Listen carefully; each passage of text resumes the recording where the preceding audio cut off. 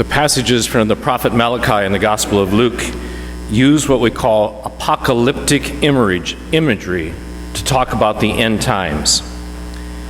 The apocalyptic is meant to encourage us. We're not to lose hope in the power of Christ to save us and to save our world. But these passages are also a warning. We are to be accountable in working with Christ through the church on earth in establishing his kingdom on earth, not just trying to get to heaven.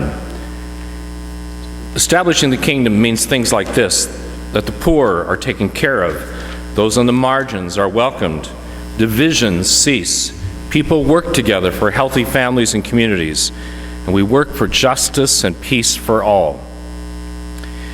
In the last couple of years, there's been a lot of emphasis on evangelization, which means we should be sharing our faith and helping other people to accept that faith and be part of the work of the church.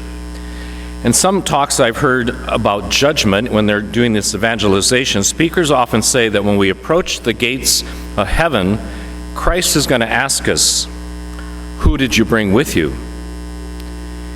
Now, taking all the Gospels together, I think the question of accountability is much bigger than that. Christ might also ask us at the gates of heaven, "What did you leave behind on earth?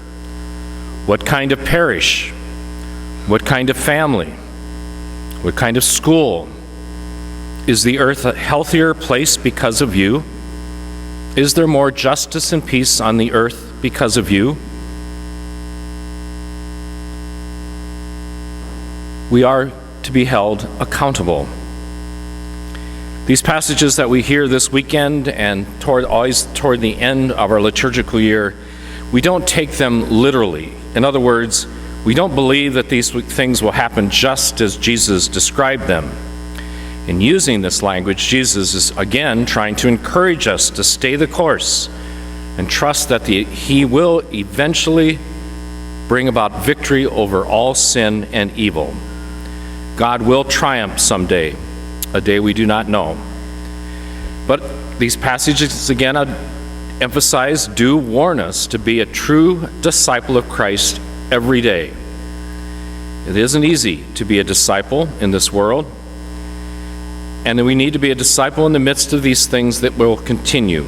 Wars, famine, and earthquakes, they will continue. Those who work for justice and a more humane life for all members of the community many times are overthrown or cast into prison and condemned. That still happens in our own day.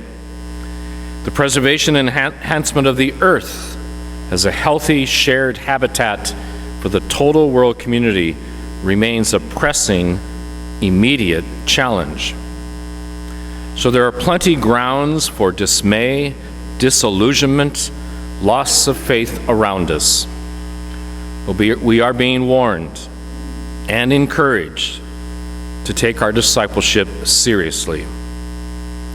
When we die, it's not just simply a question of whether we get to heaven or not. It is very much also about what we have left behind. We will be held accountable.